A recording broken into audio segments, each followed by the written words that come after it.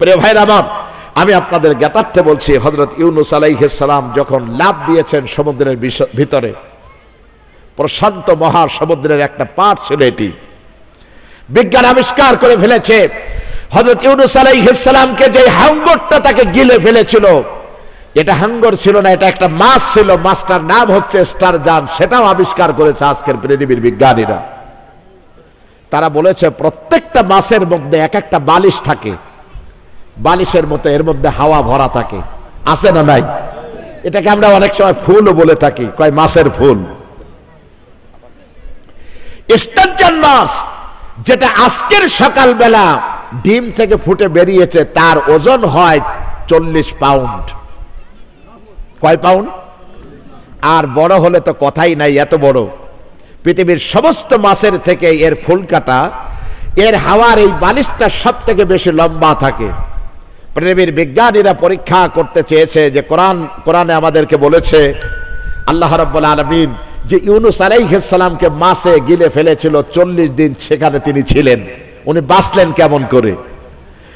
আধুনিক বিজ্ঞানীরা পরীক্ষা নিরীক্ষা করে দেখেছে যে আসলে কিন্তু এই স্টারজান মাছের মধ্যে এমন পরিমাণ এই ফুলকার মধ্যে হাওয়াটা লুকায়িত থাকে, অক্সিজেন থাকে, যেটা একটা মানুষ এবং মাছকে কমপক্ষে 40 দিন বাঁচিয়ে রাখতে পারে। বলুন না সুবহানাল্লাহ। মাছ গিলে ফেললো তাকে। প্রশান্ত মহাসমুদ্রের কুল জুড়ে, সমুদ্রের তলদেশ জুড়ে মাছটা বদ হজমের কারণে শুধু ছুটে বেরিয়েছে 40টা দিন। হযরত ইউনূস আলাইহিস সালামের গায়ের সমস্ত স্কিনগুলি সাদা হয়ে গেছে, সমস্ত লোমকূপগুলি পড়ে গেছে, মাথার সমস্ত চুলগুলি পড়ে গেছে। মাছ যখন কোনো খাবার হজম করতে যায়, তার আগে এগুলি পূর্ব শর্ত সব শেষ হয়ে যায়। আমার ভাইরা, আমার বন্ধুগণ, কোরআন প্রেমিক ভাইদের কাছে আমি বলছি, এমন কঠিন অবস্থা একটু চিন্তা করুন। ইউনূস আলাইহিস সালাম দোয়া করলেন আল্লাহর কাছে। সবাই পড়ুন আমার সাথে, লা ইলাহা ইল্লা আনতা সুবহানাকা ইন্নী কুনতু মিনাজ জালিমিন। সুবহানাক, তুমি পবিত্র। নিশ্চয়ই আমি আমার নিজের নফসের উপরে জুলুম করে ফেলেছি। যদি তুমি মাফ না করো তাহলে আমি ক্ষতিগ্রস্ত হয়ে যাব। সুবহানাল্লাহ। এভাবে ডাকতে থাকলেন হযরত ইউনূস নবী। ত্রিবিধ অন্ধকার, 1 নম্বরে রাতের অন্ধকার, 2 নম্বরে পানির অন্ধকার, 3 নম্বর হচ্ছে মাছের পেটের আবরণের অন্ধকার। এই অন্ধকারের ভিতরে লক্ষ লক্ষ কিউসেক পানির মধ্যে বসে, মাছের পেটের মধ্যে বসে ডাকলেন হযরত ইউনূস আল্লাহকে। দুনিয়ার কেউ শুনল না, অন্তরিক্ষে পৃথিবীর মধ্যে কেউ তার শব্দ শুনল না, কিন্তু শব্দটা চলে গেল আরশ আজিমে। বলেন সুবহানাল্লাহ। কোথায় চলে গেল? আরশ আজিমে। আল্লাহ রাব্বুল আলামিন জিবরাইলকে বললেন, রে জিবরাইল, সমুদ্রের একদল ফেরেশতা নিয়ে চলে যাও সমুদ্রের তলদেশে। মাছটা শুয়ে ছটপট করতেছে, আমার ইউনূসকে হজমও করতে পারে না, ওগরাতেও পারে না। যাও ইউনূস নবীকে গ্রহণকারী মাছের নেভেলের কাছে, নাভির কাছে মুখটা লাগাইয়া সালাম দিয়ে তাকে বলো, তোমার ডাক দুনিয়ার কেউ শোনে নাই, কিন্তু আল্লাহ রাব্বুল আলামিন শুনেছেন। একটা ছোট্ট বুদ্ধির জন্য এসেছে আল্লাহ নবী।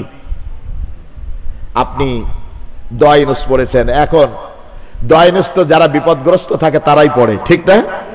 বাংলাদেশে এখন সব থেকে বেশি বিপদে পড়ছে কারা? ও, এখনো ভয় পান তালুকদার আসবে নাকি? কথা কন না কেন? তাহলে বলেন তো, সব থেকে এখন বিপদগ্রস্ত কারা? কোরআনের পাখি আল্লামা সাইদি বলছিলেন, সময় আসবে এমন, পালানোর জন্য ইন্দুরের গর্ত খুঁজে পাবা না। সেই দিনটাকে আসছে না আসে নাই? আসতে বলবেন না, আসছে না আসে নাই? একটা জিনিস ভাবেন আপনি, ওনারা যে দোয়া ইউনূস পড়বে, ইউনূস তো নিজেই ক্ষমতা গ্রহণ করে বসে আছে, কারে ডাকবে? ওনাদের দোয়া ইউনুস আছে? দোয়া ইউনুস পড়লেই ডান্ডা মেরে ঠান্ডা করে দেবে, সেই ভয়তে এখন দোয়া ইউনুস পড়ারও কায়দা নেই।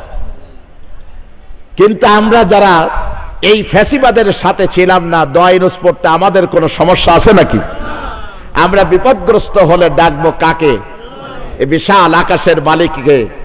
দুনিয়ার কোন নেতাকে আমরা সন্তুষ্ট করার জন্য কথা বলি না, কথা শুনি না, আমরা সন্তুষ্ট চাই একজনের, তিনি কে?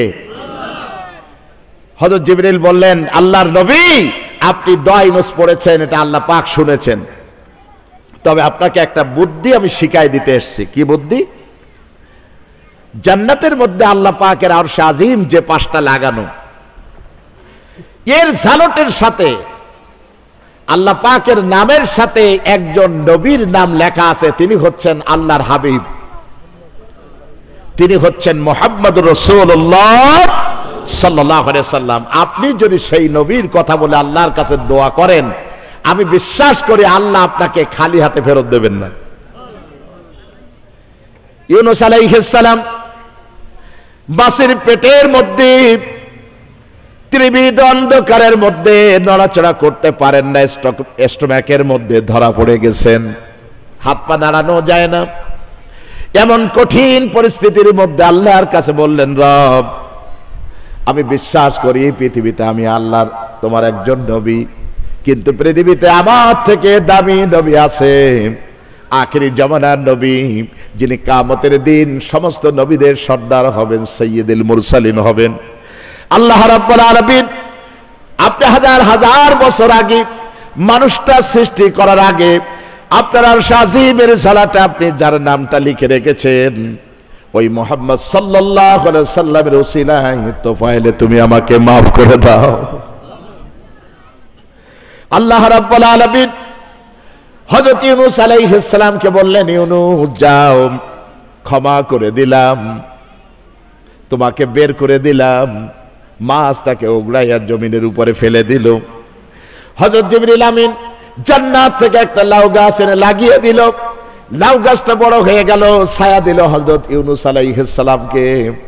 মুহূর্তের মধ্যে, কিছুদিনের মধ্যে তিনি সুস্থ হয়ে গেলেন, গায়ের মধ্যে লোম গজায় গেল, মাথার মধ্যে সমস্ত চুলগুলি আবার গজালো, স্কিনটা পূর্বের আকারে চলে আসলো।